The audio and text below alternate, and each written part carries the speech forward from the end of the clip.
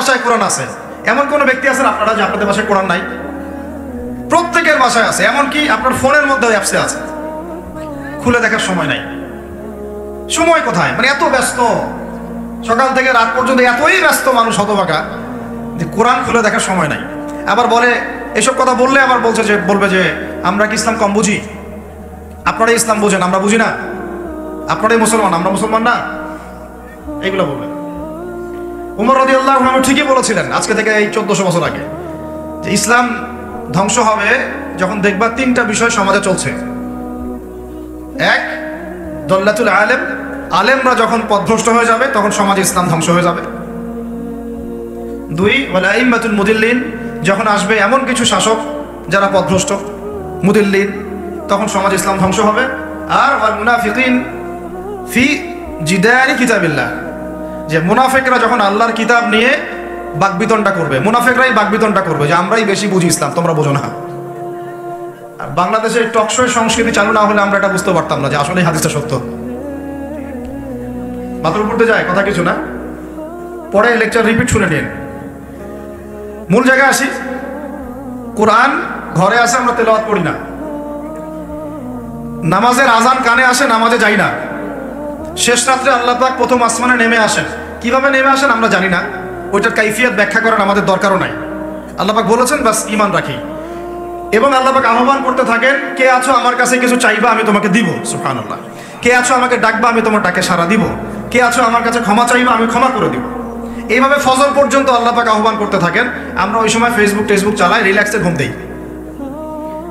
তাহলে নামাজের আজান কানে যায়, নামাজ পড়ি না, কোরআন বাসায় আছে তেলাওয়াত করি না, খুলেও দেখি না, 40 কুরখানি বাদ দিয়ে। আর শেষ রাত্রে আল্লাহ পাক আহ্বান করতে থাকেন, আমি উঠে ওযু করে 2টা রাকাত নামাজ পড়ে একটু দোয়া করবো, সেটা পারি না। এই আমি আবার যখন দিনের বেলায় এলেম শিখতে যাই, এমন জায়গায় এলেম শিখতে যাই যেখানে নারী পুরুষ একাকার অবস্থা, ফ্রি মিক্সিং। আমি এমন এলেম শিখতে চাই যে এলেমটা আমাকে 20 বছরে 20টা সূরাও শিখায় না। 20টা হাদিস আপনার মুখস্থ নাই, আমি চ্যালেঞ্জ করতেছি আপনাকে। 20টা হাদিস আপনি দাঁড়ায় বলেন, ছোট ছোট হাদিস খালি। যেমন আমিরুল মুমিনিন উমর ইবনে খাত্তাব রাদিয়াল্লাহু আনহু قال قال رسول الله صلى الله عليه وسلم انما الاعمال بالنيات وانما لكل امرئ ما نوى فمن كانت هجرته الى الله ورسوله فهجرته الى الله ورسوله ومن كانت هجرته الى الدنيا يصيبها او امرأة يتزوجها فهجرته الى ما هاجر اليه। এরকম ছোট আপনি আমাকে 20টা হাদিস শুনান যারা 20 বছর পড়াশোনা করেছেন জেনারেল লাইনে, দাঁড়ান দেখি কার সাহস আছে। এই হচ্ছে আপনাদের শিক্ষা ব্যবস্থা। তারপরে আপনি আবার যখন চাকরি ক্ষেত্রে যান, ঘুষ ছাড়া আপনার চাকরি হচ্ছে না। এই হলো অর্থনৈতিক জীবনের অবস্থা। আবার চাকরি ব্যবসা বাণিজ্য যাই করছেন, এর মধ্যে ম্যান্ডেটরি মাস্ট বি সুদ আছে। কি আছে? এই মাপে কম দেওয়া তো আছেই, অন্যের সম্পদ আত্মসাৎ তো আছেই, পণ্যে ভেজাল দেওয়া তো আছেই, তারপরে সিন্ডিকেট তো আছেই, যেটার দাম এখন এই রজবের আছে কয় তারিখ, রজবের 14-15 হবে না? তো এই রজবের 14-15-তে যে পণ্যের দাম 200 টাকা, 1.5 মাস পরেই সেই পণ্যের দাম হবে 400 টাকা। এই হলো অর্থনৈতিক জীবনের অবস্থা। আর সুদের সাথে সম্পৃক্ত না হলে তো আমাদের ঘুম হচ্ছে না। বাংলাদেশের 64,000 গ্রাম বাংলা বলি না আমরা, 64,000 গ্রাম বাংলায় একাধিক সুদী এনজিও আছে, সবাই সুদী কারবার করতেছে। আমাদের মা বোনরা ওখানে সমিতিতে নাম লেখাচ্ছে, আমরাও নাম লেখাইছি অনেকে। কিস্তি শোধ করতে হচ্ছে, জমি বন্ধক রাখো, বাছুর বন্ধক রাখো, গরু বন্ধক রাখো। শেষমেশ ধনীরা ধনী হচ্ছে, গরিবরা গরিব হচ্ছে। কারণ আল্লাহ পাক এই কিতাবের মধ্যেই বলেছেন, সূরা বাকারার শেষের দিকে আছে যে ইয়া আইয়ুহাল্লাযীনা আমানু, হে মুমিনগণ, ইত্তাকুল্লাহ, আল্লাহকে ভয় করো, ওয়া যারু মা বাকিয়া মিনার রিবা, সুদ ছেড়ে দাও, ইন কুনতুম মুমিনিন, যদি মুমিন হয়ে থাকো, ওয়া ইল্লাম তাফআলু, সুদ যদি না ছাড়ো, ফাআযানু বিহারবিন মিনাল্লাহি ওয়া রাসূলিহি, আল্লাহ এবং তার রাসূলের সাথে যুদ্ধের ঘোষণা শুনে রাখো। আয়াত বুঝলেন? আয়াতটা কি বুঝলেন? আল্লাহ পাক বলছেন যারা সুদ খায় বা সুদ না ছাড়ে, এরা আল্লাহ এবং তার রাসূল মুহাম্মদ সাল্লাল্লাহু আলাইহি ওয়াসাল্লামের বিরুদ্ধে অস্ত্র নিয়ে দাঁড়ায় আছে। তো আপনার আমার কল্যাণ হবে না ভাই দুনিয়ায়?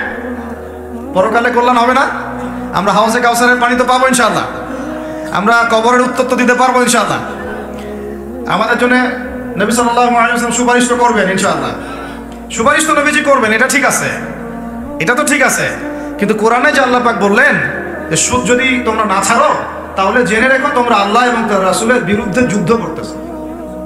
তো এখন এটা আমরা কিভাবে আল্লাহ পাককে বুঝ দিব? দুনিয়াতে না বুঝ দিলাম, দুনিয়াতে হয়তো কারো ক্ষমতা আছে, জবানটা বন্ধ করে দিল, এই কথা বলতে পারবেন না, চুপ একদম। সম্ভব কিনা? দুনিয়াতে হয়তো সুদের মহাজন যারা একত্রিত হয়ে দেখা গেল যে একে তো সরাইতে হবে রাস্তা থেকে, এ তো মারাত্মক কথা বলতেছে, সরাই না হয় দিল, হতেও তো পারে, ইতিহাসে হয় না এমন। তারপরে কারো হয়তো দুনিয়াবি স্বার্থ আছে, বুঝাচ্ছে আমার বউ আছে, বাচ্চা আছে, চাকরি বাকরি কেমনে ছাড়ি ইত্যাদি। তো সব না হয় বুঝলাম, আল্লাহ পাকের সামনে আপনি এখন কি বুঝটা দিবেন? রাসূলের সামনে দাঁড়ায় কি বুঝটা দিবেন? দিতে হবে কি না জবাবটা? আজ হোক আর কাল হোক দিতে হবে কি না? পরকালে যেতে হবে তো নাকি? তো তাই যদি হয়, এটা যদি আমাদের ফাইনাল ডেস্টিনেশন হয়, চূড়ান্ত গন্তব্য হয়, তাহলে কোন ব্যক্তি বুদ্ধিমান, যে দুনিয়াতে সংশোধিত হয় সে, নাকি পরকালে যে ব্যক্তি অপেক্ষায় বসে থাকে সে? তো এখন তাহলে সুদ খাচ্ছে কে? আপনি আমি নিজেই। কে খাচ্ছে তাহলে? আমরা নিজেরাই খাচ্ছি। হয় আমি খাচ্ছি, না হলে আপনি খাচ্ছেন, না হলে আপনার স্ত্রী খাচ্ছে, না হলে আপনার বাবা খাচ্ছে। অতএব সুদের মধ্য দিয়ে আমরা আল্লাহ এবং তার রাসূলের সাথে সরাসরি যুদ্ধ করতেছি। বদরের যুদ্ধে কি আবু জাহেলরা পরাজিত হয় নাই? উহুদের যুদ্ধে, খন্দকের যুদ্ধে, মুতা, ইয়ারমুকে, এই শতাব্দীর পর শতাব্দী আল্লাহ এবং তার রাসূলের বিরুদ্ধে যারা দাঁড়াইছে তারা কি কখনো টিকতে পারছে? আজকে পশ্চিমারা সারা বিশ্বকে এভাবে সুদখোর বানিয়ে দিয়েছে, আর প্রত্যেকটা মুসলিম কান্ট্রি এর খপ্পরে পড়ে গেছে, বের হতে পারতেছে না।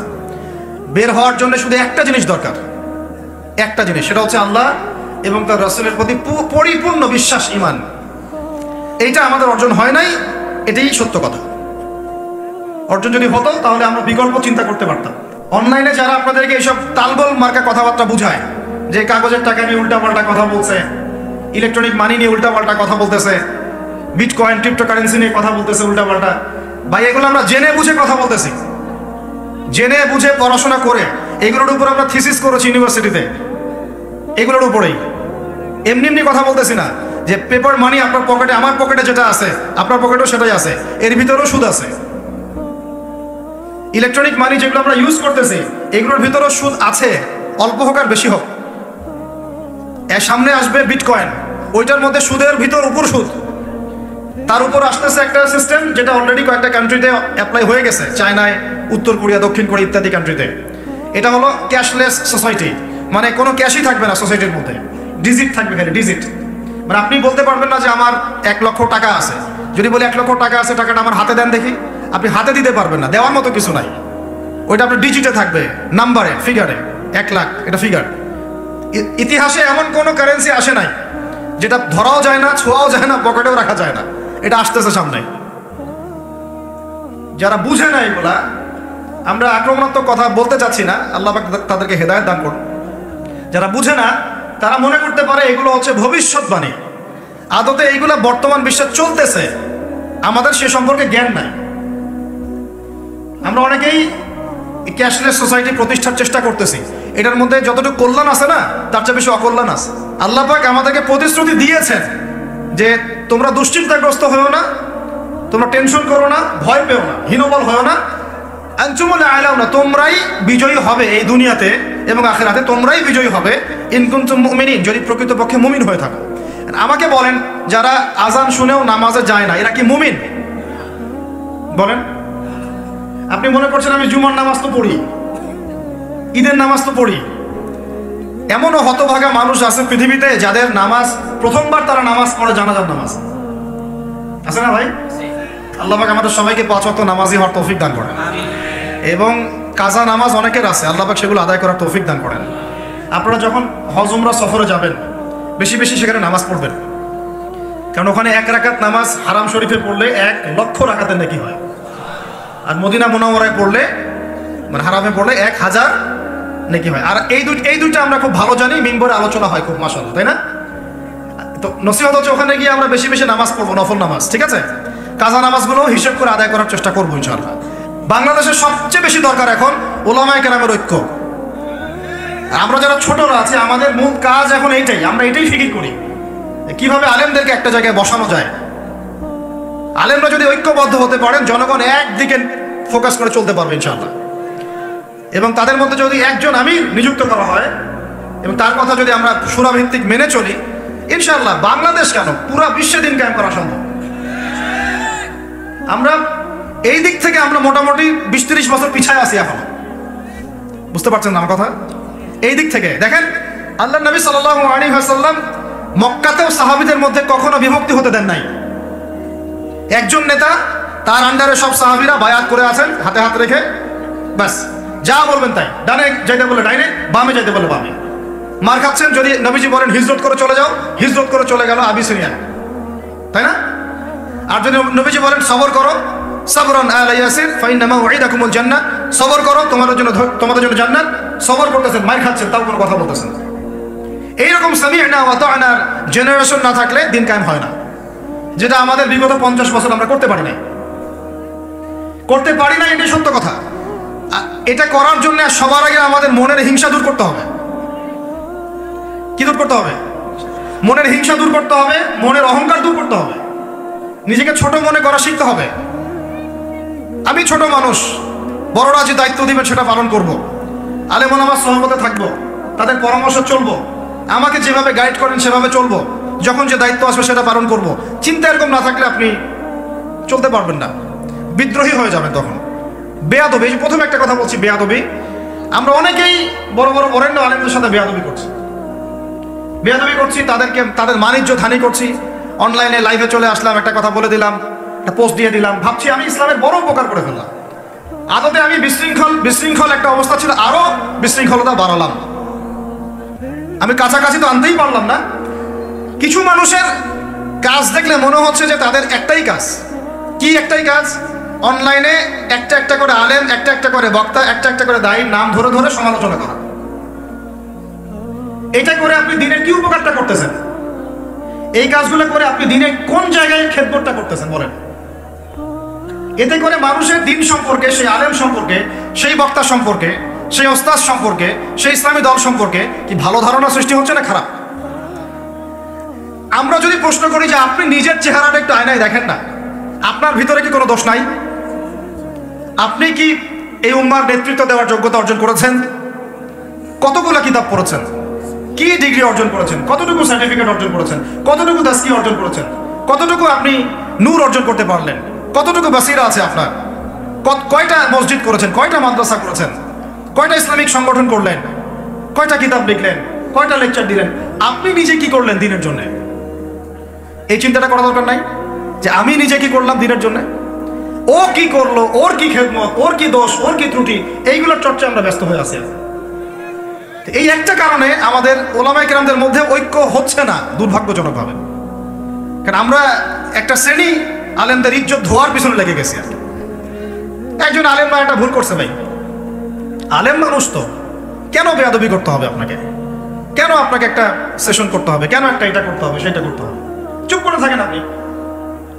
পারলে তার সাথে আপনি পার্সোনালি দেখা করেন, তার কাছে যান, তার কথার পিছনের কারণটা খুঁজে বের করার চেষ্টা করেন। ইসলামের খেদমত এগুলো হচ্ছে না, তো ওইদিকে যেতে চাচ্ছি না। একটা রিকোয়েস্ট করবো আপনাদেরকে যে আমরা সবাই একটা দায়িত্ব কাঁধে নেই, যে এই উম্মতকে বিজয়ী করার জন্য আমারও কিছু দায়িত্ব আছে। আপনার দায়িত্ব নেই ভাই? এখন আপনি আয়নার সামনে আজকে রাত্রে দাঁড়ায় অনেস্টলি সততার সাথে দাঁড়াবেন, দাঁড়ায় আপনার চেহারা আয়নায় দেখবেন, দেখে চিন্তা করবেন যে আসলে আমি আজ পর্যন্ত এই উম্মাকে কি দিয়েছি। বলেন তো কি বললাম ভাই? আয়নার সামনে দাঁড়ায় কি বলবেন? আমি আদনান, আমি আব্দুর রহমান, আমি আব্দুর রহিম, আমি অমুক, আমি তমুক, আমি ইসলামকে, উম্মাকে, আল্লাহকে, রাসূলকে কি দিয়েছি এই পর্যন্ত। যদি আপনার মনের মধ্যে সততা থাকে, জবাব ওই আয়নার তসবির আপনাকে দিয়ে দিবে। একটা উর্দু শের আছে যে চেহারে তো আকসার ধোকা দেতি হ্যায়, সচ তো আইনা বলতি হ্যায়। মানে চেহারা তো বেশিরভাগ সময় ধোকা দেয় মানুষকে, সত্য কথা বলে আয়নার প্রতিবিম্ব। তো আল্লাহর ওয়াস্তে নিজের আত্মসমালোচনা করি, আমরা উম্মাকে কি দিলাম এটার ফিকির করি। এখন যদি উত্তর আসে যে আমি অনেক দিয়েছি উম্মাকে, আমি একদম কামেল হয়ে গেছি, তাহলে বুঝবেন আপনার মধ্যে ইবলিসের চরিত্র আসছে। ইবলিসই বলতে পারে যে আমি সবার চেয়ে শ্রেষ্ঠ। ওই যে বলে নাই আনা খায়রুম মিনহু, আমি আদমের চেয়ে শ্রেষ্ঠ। খলাকতানি মিন নার, আমাকে আগুন দিয়ে সৃষ্টি করেছেন। খলাকতাহু মিন তিন, তাকে মাটি দিয়ে সৃষ্টি করেছেন। এই কেবার যদি চলে আসে বুঝবেন আপনি ধ্বংস হয়ে গেছেন।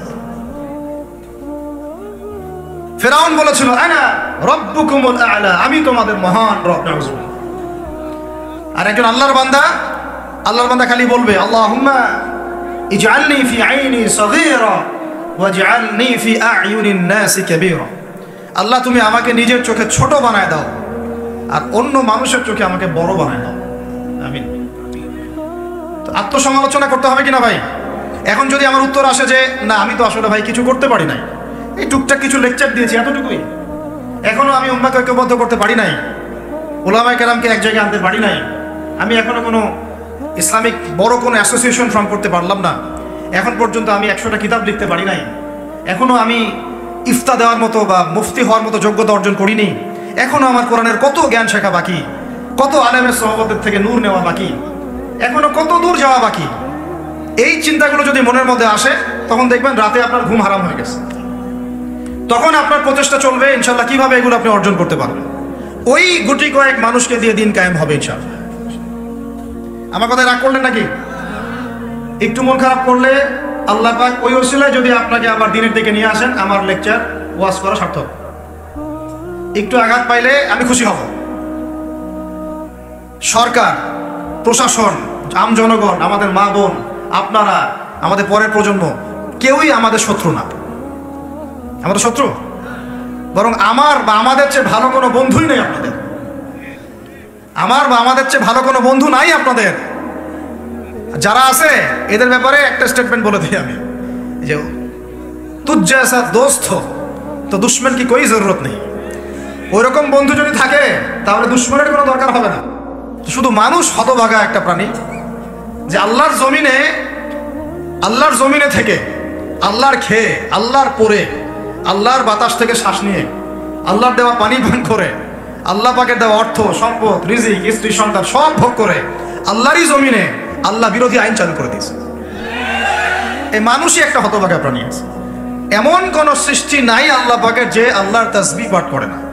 শুধু মানুষই হতভাগা একটা সৃষ্টি। আমরা, আল্লাহ মাফ করেন আমাদেরকে,